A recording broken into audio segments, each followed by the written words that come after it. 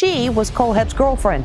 And she tells our Megan Alexander not only did she not know she was dating a serial killer. In the quiet suburbs of South Carolina, a series of brutal murders shocked the nation, leaving families shattered and a community in fear.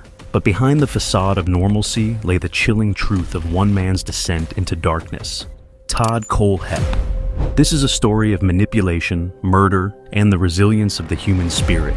It all started when he was arrested for a series of heinous crimes, including the chilling murders at Superbike Motorsports and the abduction of Kayla Brown. But what drove this seemingly normal man to commit such atrocious acts? In this video, we delve deep into the twisted mind of Todd Kohlhepp, exploring the events leading up to his crimes and the shocking revelations that followed. From his teenage years in Arizona to his adult life in South Carolina, Kohlhepp's path was littered with red flags that went unnoticed until it was too late.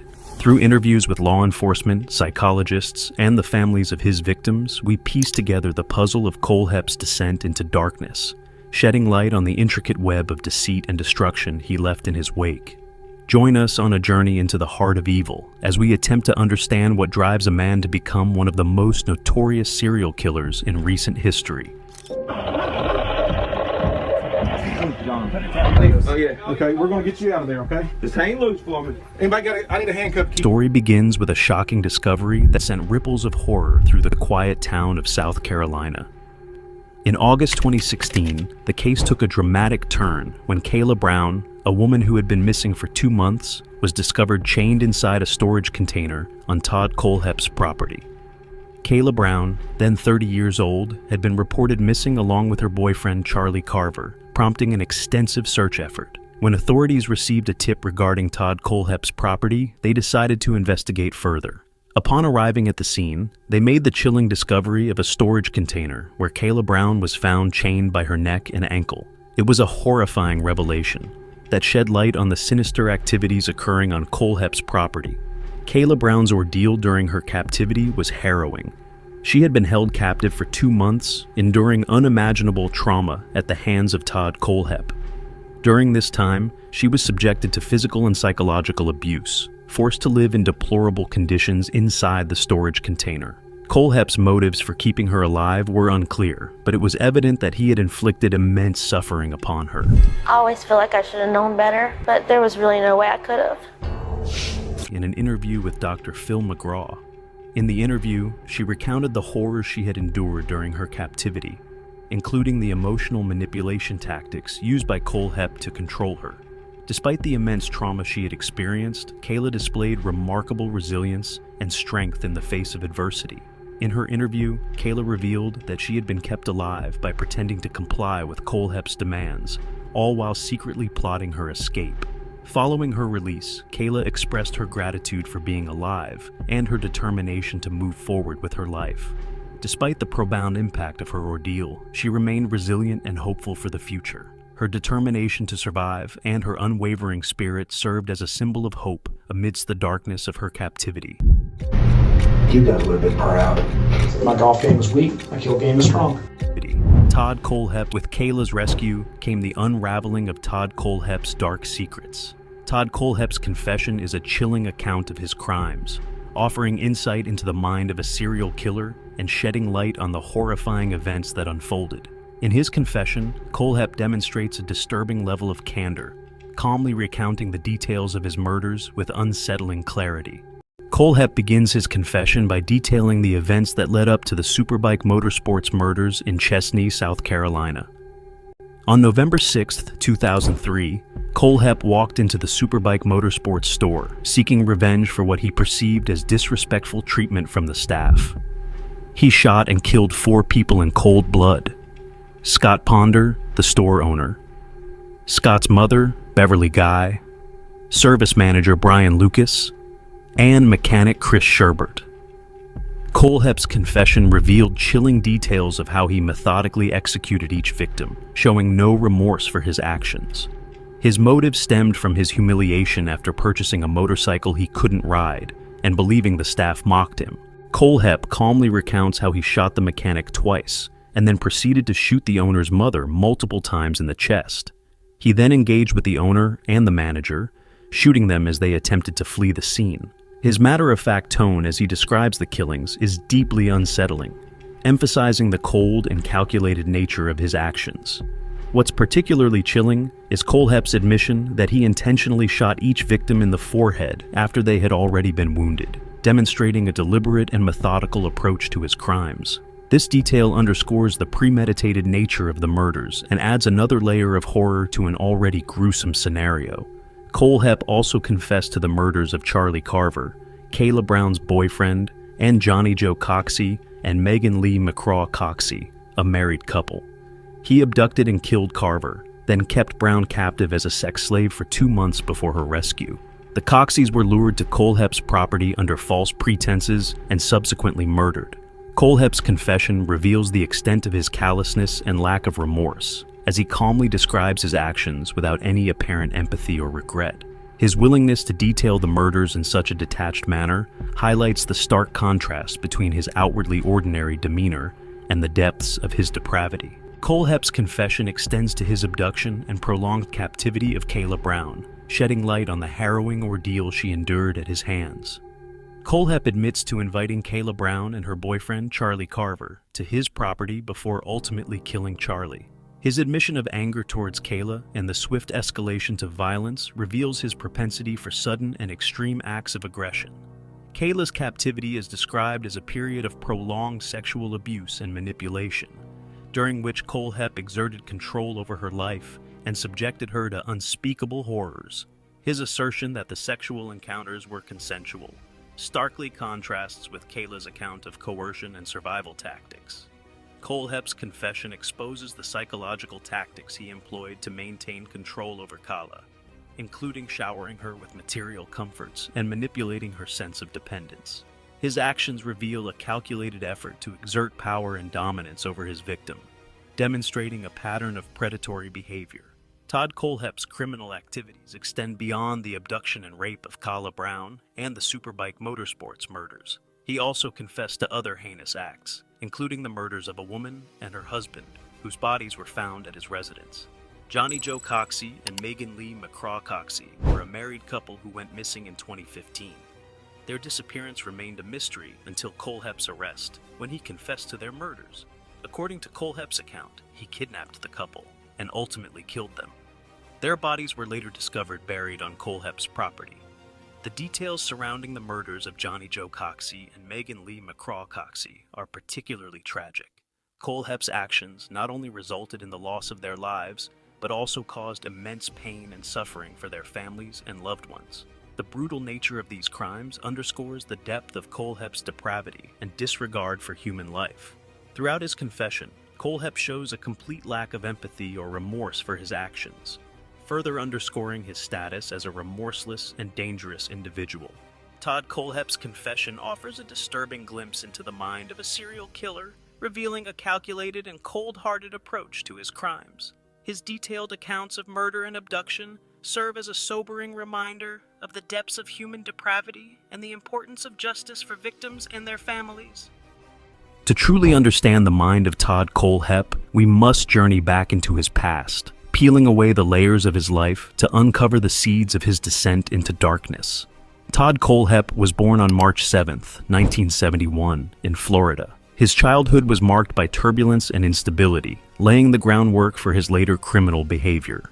Kohlhepp's parents divorced when he was young, and he was raised primarily by his mother, Regina Tague, who worked hard to provide for him despite financial struggles.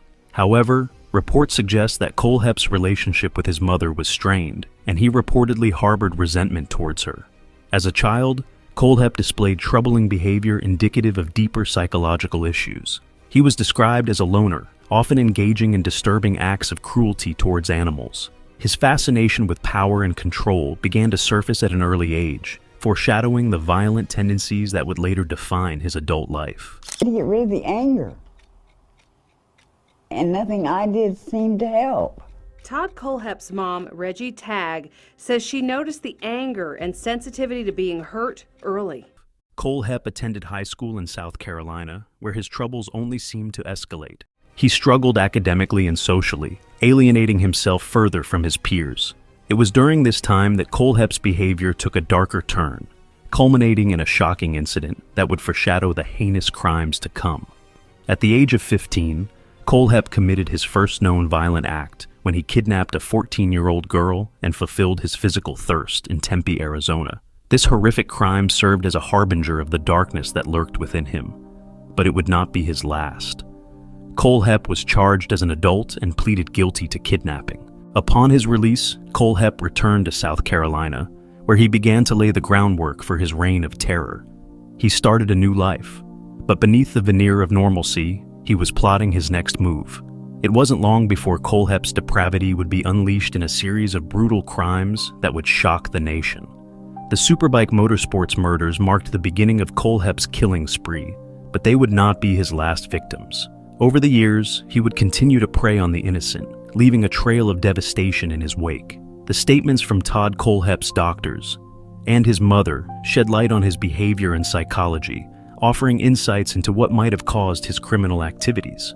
Dr. Chris Mohandy, a forensic psychologist and CBS News consultant, offered detailed observations regarding Todd Kohlhepp's behavior and psychology. One aspect highlighted by Dr. Mohandy was Kohlhepp's manipulative behavior, particularly in his interactions with Kala Brown. Dr. Mohandy pointed out how Kala effectively manipulated Kohlhepp by adopting a submissive demeanor and ingratiating herself to him. This tactic, Dr. Mohandy explained, made it challenging for Kohlhepp to harm her and ultimately contributed to her survival during captivity.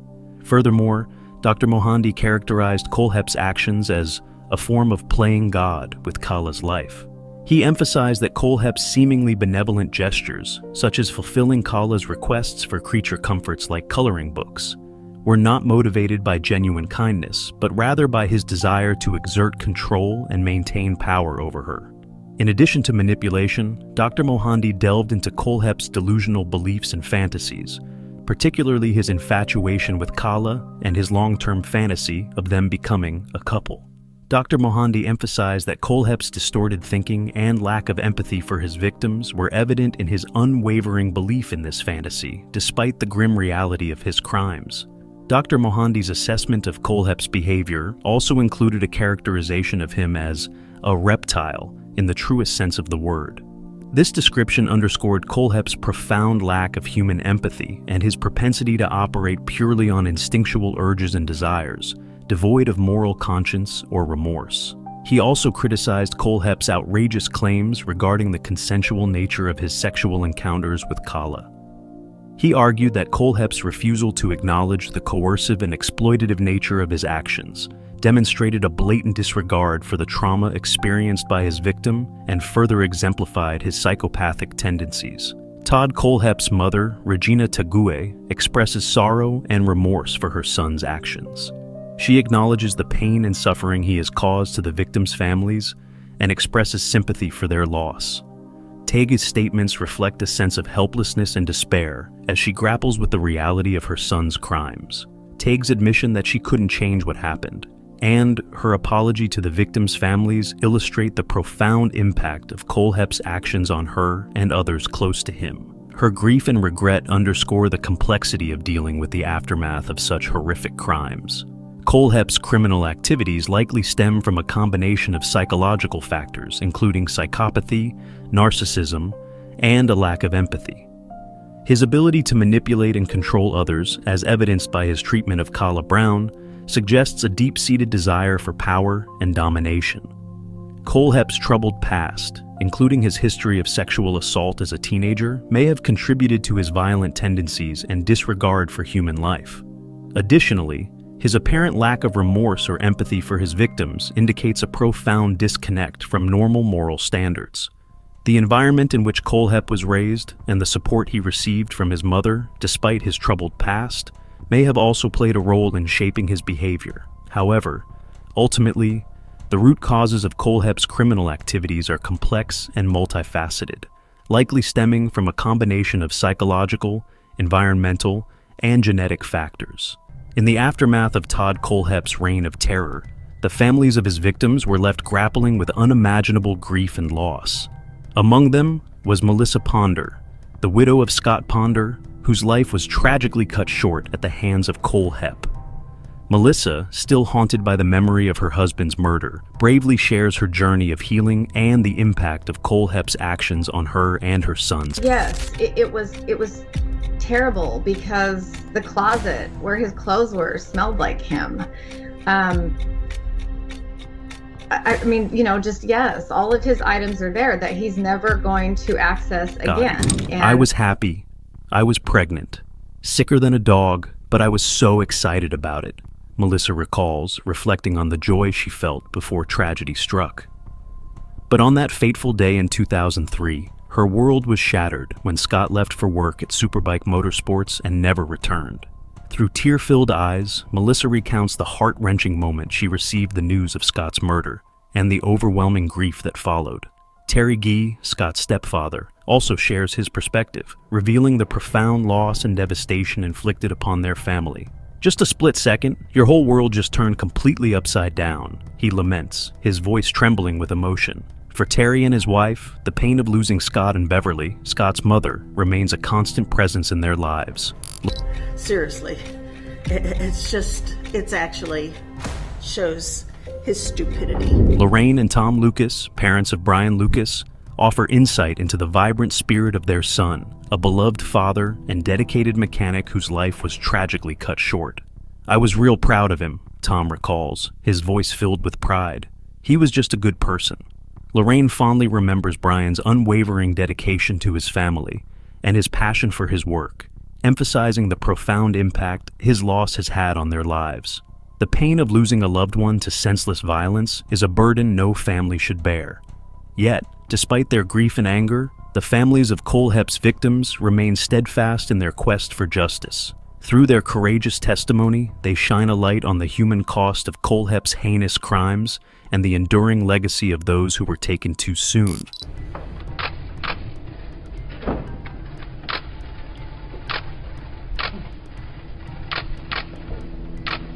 He was arrested after Kala Brown was found alive, but chained inside a storage container on his property. Initially, Kohlhepp faced charges related to Brown's abduction and captivity. However, as investigators delved deeper into his past, they uncovered evidence linking him to multiple murders, including the infamous Superbike Motorsports murders. During police interrogations, Todd Kohlhepp made chilling confessions, admitting to multiple murders, including those at the Superbike Motorsports store and the killing of Kala Brown's boyfriend, Charlie Carver. Kohlhepp's detailed accounts of his crimes shocked investigators and the public alike.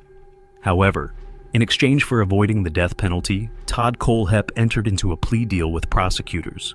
He pleaded guilty to 7 counts of murder, as well as charges of kidnapping and rape related to Kala Brown. By accepting the plea deal, Kohlhepp avoided a lengthy and highly publicized trial. Finally, on May 29, 2017, Todd Kohlhepp appeared before Judge J. Durham Cole to receive his sentence. He calmly admitted his guilt when asked by the judge and was subsequently sentenced to 7 consecutive life terms in prison, plus an additional 60 years. This sentencing ensured that Kohlhepp would spend the rest of his life behind bars, without the possibility of parole. I'm actually ready to forgive him. I'm ready to look at him and she would have been the first one to tell him that she forgave him, even though what she done, because she was just the type of person. During the sentencing hearing, family members of Kohlhepp's victims were given the opportunity to deliver victim impact statements. They expressed their grief, anger, and pain caused by Kohlhepp's actions. Despite Kohlhepp's lack of remorse, the statements provided a sense of closure for the families, knowing that justice had been served. Even after Todd Kohlhepp's sentencing, law enforcement officials continued to investigate the possibility of additional victims. Kohlhepp himself hinted at having killed more than the 7 people to which he confessed. The FBI became involved in the investigation to determine the extent of Kohlhepp's crimes and whether there were any other victims yet to be discovered. I'm not going to answer that directly. I'll just tell you that I'll bet my farm, your farm, and everybody else's farm that I have the right person. Sheriff Chuck Wright, a central figure in the investigation, spoke candidly about the ongoing efforts to uncover any potential links to unsolved cases and missing persons reports. With a solemn vow to the community, Sheriff Wright emphasized the commitment of law enforcement to leave no stone unturned in their search for truth and closure. Overall, the legal proceedings and sentencing in Todd Kohlhepp's case brought some measure of closure to the families of his victims. However, the haunting question of whether there are more victims remains, underscoring the chilling nature of Kohlhepp's crimes. As we conclude our exploration into the chilling story of Todd Kohlhepp, we extend our sincerest gratitude to our viewers for joining us on this journey. The uncovering of Kohlhepp's crimes has been a sobering reminder of the darkness that can lurk beneath the surface of seemingly ordinary lives. We encourage you to subscribe to our channel to stay updated on future content that delves into intriguing and thought-provoking stories. Your support allows us to continue shedding light on important issues and sharing compelling narratives with our audience. Thank you once again for watching, and we look forward to bringing you more captivating stories in the future.